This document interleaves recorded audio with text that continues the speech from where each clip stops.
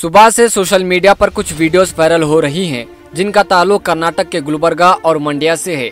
जहां गुलबर्गा के जवर्गी रोड पर वाक़े उर्दू स्कूल में इम्तिहान के दौरान मुस्लिम तालिबात के हिजाब को उतरवाकर इन्हें जलील किया गया। याद रहे ये उर्दू स्कूल की बात है, जबकि वहां गुलबर्गा डीसी और बीईओ की मौजूदगी में ये घिनौनी हरकत की गई। स्कूल में कन्नड़ चैनल के बाज़ रिपोर्टर्स प्रिंसिपल की बगैर इजाजत घुस गए और वहां पर मौजूद बाहिजाब तालिबात की बगैर इजाजत वीडियो कशी की गई और इसे लाइव टीवी में पेश किया गया। वहीं दूसरी तरफ कर्नाटक के मंड्या में रोटरी स्कूल के बाहर तालिब इल्मों को कैंपस में दाखिल होने से कब्ल हिजाब उतारने को कहा गया, जिस पर वालिदैन और टीचरों के दरमियान बहस हुई, जिसकी वीडियो भी वायरल हो रही है। वायरल वीडियो में देखा जा सकता है कि वालिदैन मुतालबा कर रही हैं कि तालिब इल्मों को क्लासरूम में जाने की इजाज़त दी जाए, इसके बाद हिजाब उतारा जा सकता है, लेकिन इन्हें हिजाब के साथ दाखिले की इजाज़त नहीं दी जा रही है।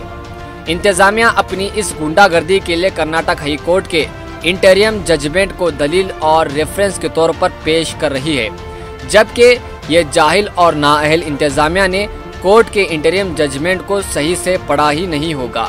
इंटरियम जजमेंट में ये साफ लिखा है कि कोर्ट का ये फैसला सिर्फ कॉलेज डेवलपमेंट कमेटी CDC के अंडर आने वाले कॉलेजेस और स्कूलों में लागू होगा। कर्नाटक में हिजाब पर आयत पाबंदी का मामले को कन्नड़ मीडिया एक तरह से फिरका वाराना रंग देने में कामयाब होती नजर आ रही है। हिजाब के ऊपर इनकी रिपोर्टिंग से जाहिर होता है कि वो मुसलमानों से कितना बग़्ज़ रखते हैं। इन्होंने लाइव टीवी शो में ये झूठ बताने की कोशिश की। इन तालिबात ने हाई कोर्ट के अहकामात की खिलाफ वर्जी की है। ये तमाम स्कूल के मुंतजिमीन और बीईओ और ये मीडिया वाले क्या ये माहौल को ख़राब करने और फ़िरका परस्ती को बढ़ावा नहीं दे रहे हैं?